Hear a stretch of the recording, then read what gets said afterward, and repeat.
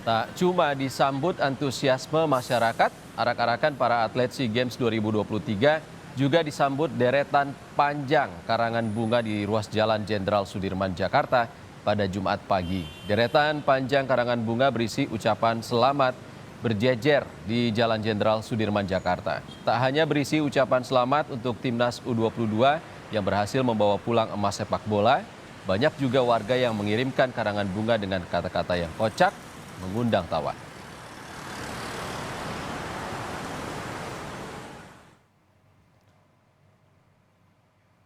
Presiden Jokowi mengucapkan selamat dan menjanjikan bonus bagi timnas Indonesia U22 yang berhasil meraih emas dalam laga sepak bola SEA Games 2023 di Kamboja.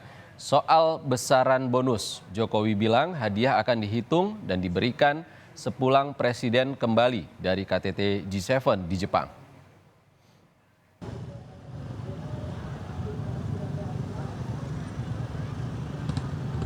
Tahan bro, tahan. Ya nanti diberi bonus. Apa bonusnya? Ya nanti baru ini ke Jepang dulu, nanti bonusnya baru dihitung. Terima kasih Pak Presiden. Terima kasih Pak. Selamat ya. Terima kasih.